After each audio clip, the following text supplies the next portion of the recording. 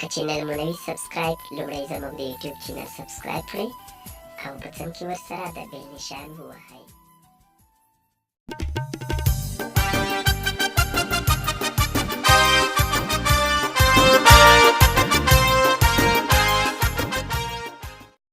السلام علیکم ورحمت الله وبرکاته. محترم لیدونکو مینوالو، په دې امید چې راته روغ او جوړ به وئ او د صحت کلي به مو په تن وي. خپل وطن ګل وطن چینل ته درته ښه راغلاست وایو. ذبیح الله ایمان یم چې ستاسو په چوپړ کې له یوې نوي او خوندورې ویډیو سره راغلی یم. څنګه کولی شو چې په اسانۍ سره د خپل د یوټیوب چینل سبسکرایبر زیات کړو. که څوک ورته مخه لیدای شي، یعنی که څوک وخت لري ورته، نو انشاءالله چې دوی به یې ډېر زر پوره کړي. نو دا چې طریقه څه ده، راځئ چې طریقه پیل کړو. مینوالو تاسو به لومړی له پلی سټور څخه دا اپلیکیشن را ډاونلوډ کړئ. دا اپلیکیشن به را ډاونلوډ کړئ.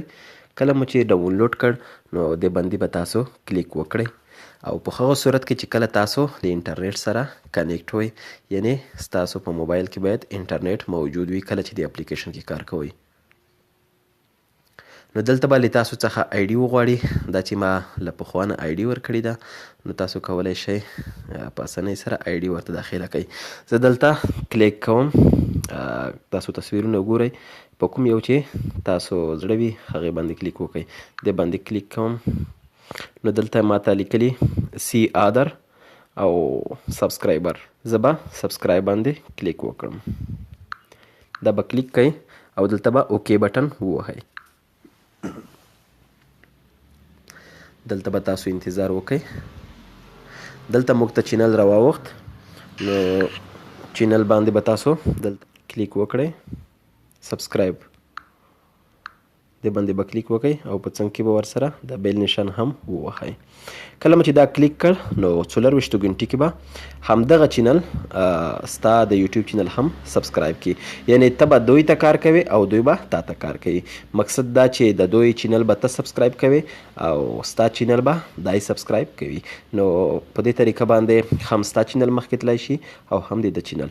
نو کله چې دا تاسو سبسکرایب کړ نو واپس به له دې ځایه خارج شئ او دلته به تاسو کلوز ووهئ. را به شئ دلته سی ادر دې باندې به کلیک وکړئ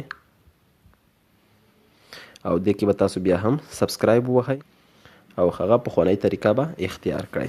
مینوالو، که چېرته مو زموږ ویډیو خوښه شوې وي نو تاسو یې لایک او شیر کړئ او که چا زموږ د یوټیوب چینل نوي سبسکرایب نو ضرور زموږ د یوټیوب چینل هم در سره سبسکرایب کړئ. دا چې زه بیا حاضرېږم، تر هغې مو په پاک رب سپارم. د الله په امان.